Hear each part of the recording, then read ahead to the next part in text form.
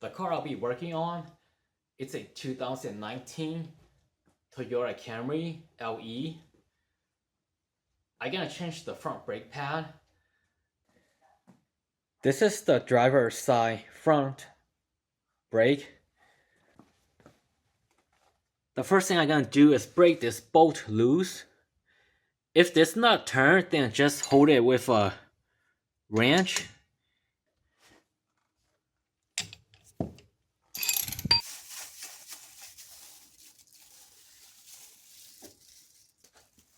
What I like to do is use a S hook like this. That is how I hang the caliper up.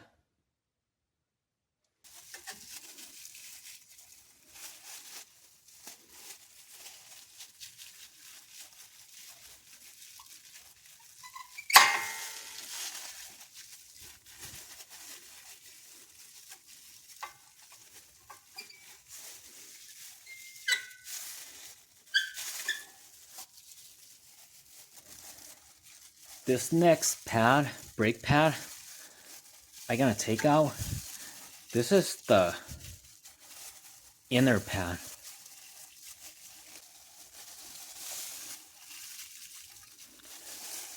I'm using this screwdriver to help push out.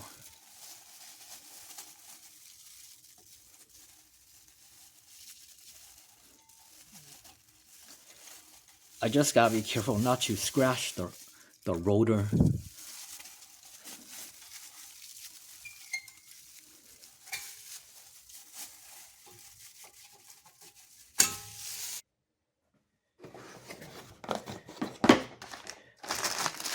The new brake pad come with this kit.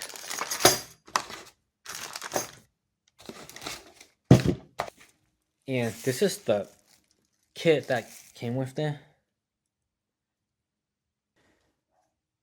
This pad is gonna go in like this, and then this clip, it goes on top.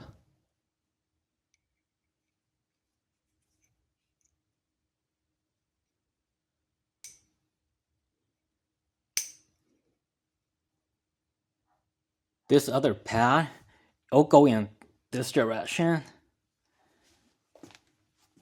So I'm gonna put the clip right here. Push it down.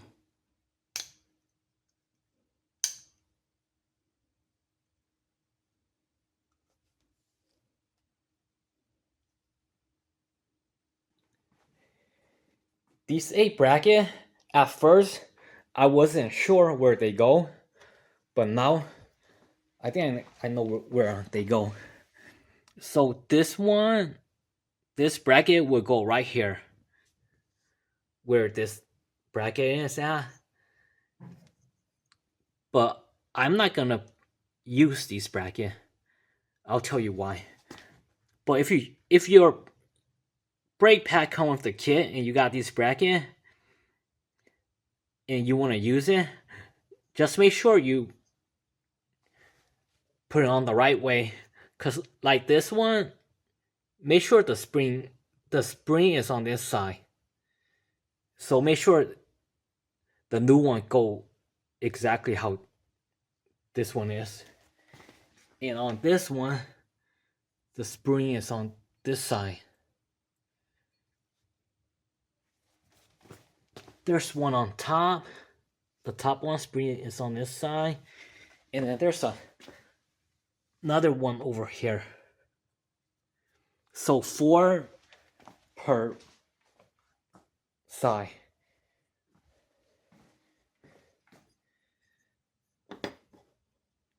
Four goes on the driver's side, the other 4 goes on the front passenger side. I'm not gonna use these because I'll wait till the next time I change the brake pad. Cause I don't think every brake pad that you buy gonna come with this kit. I'm gonna use these. It's for brake and caliper. It's to prevent noise, prevent brake noise. All metal to metal contact points.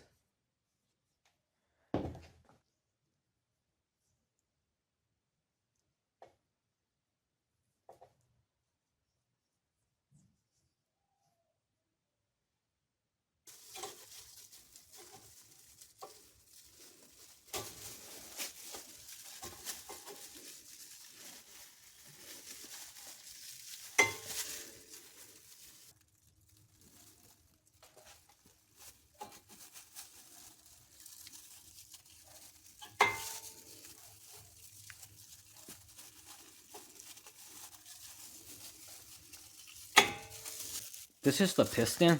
It's sticking out that way. I gotta push it back. When you push the piston back, you wanna check on the brake fluid because it could overflow. Because when you push the piston back, the brake fluid, they're getting pushed back into the master cylinder reservoir.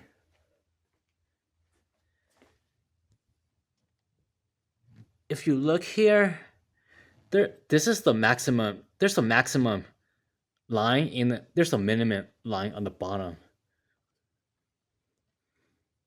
The fluid is about right there. I'm hoping I don't have to deal with the brake master cylinder getting overflow, but if it does happen, then I will use this, attach a tube to right here, and then suck out the overflow.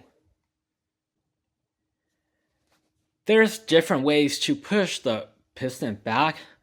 I like to use C-clamp, so I'm gonna use a C-clamp. This is the old brake pad.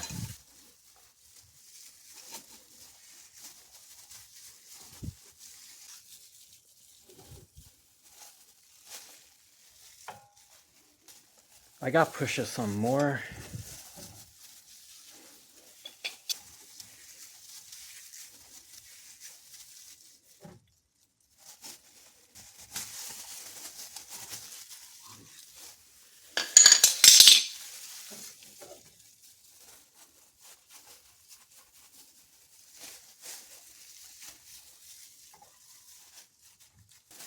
When you let the caliper fall back down, if that bolt is on the way,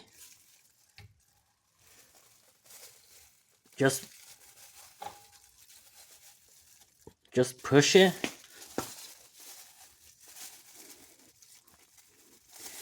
It's kind of hard to push it, but I can. Okay, it went. I was able to push it.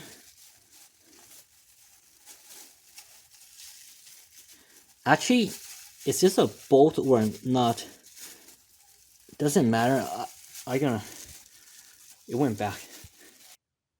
Okay, I'm gonna put the bolt back on.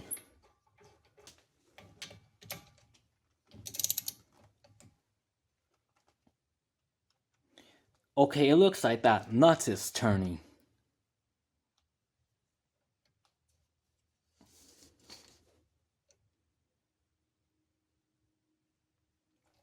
Yep, it is turning. I'm gonna use this wrench. Hold on to the nuts. And then I'm gonna tighten the bolt.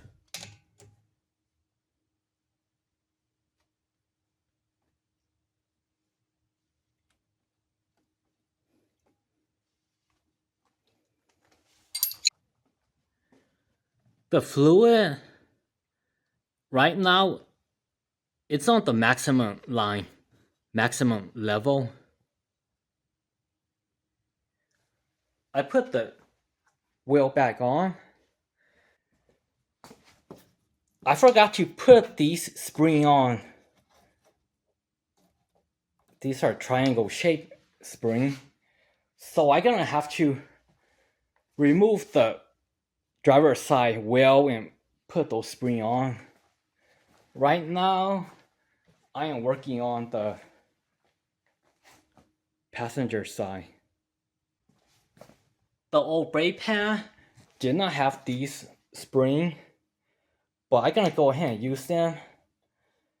I'm not an expert at these springs, but I think they are to ensure the brake pad doesn't touch the rotor when you are not pushing on the brake pedal. Okay, so I already installed this spring. It's right there. I'm gonna install the next one.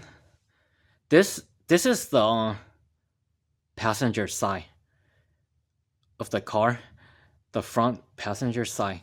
See that hole right there? And then there's another hole right there. I'm gonna just put it in like this, and then this side.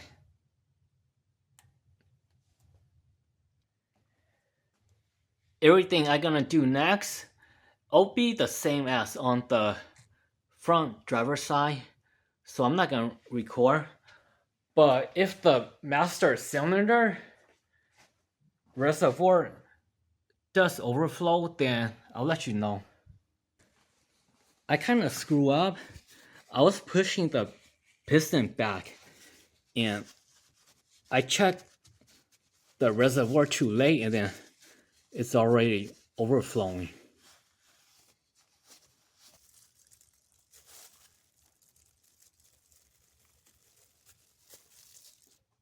I hope this works because this tube is too small. It's ripping.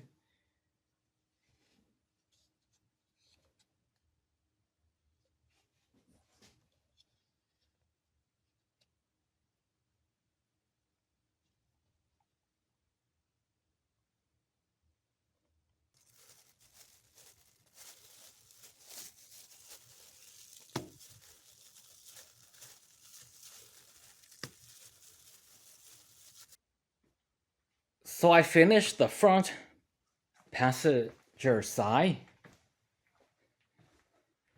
It is finished. Now I gotta take the front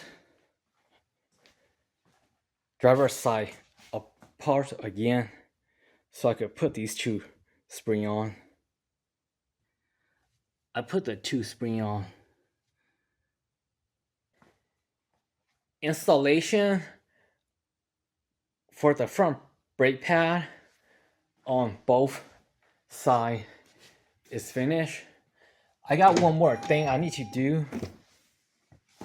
If I don't do what I'm gonna show you, then when I start to drive, for a brief moment the brake might not work properly. So to prevent that, I'm gonna show you what I'm gonna do. I'm gonna push on the brake pedal a few times, usually about 3 times, until it becomes stiff. And then when the brake pedal becomes stiff, it should be good.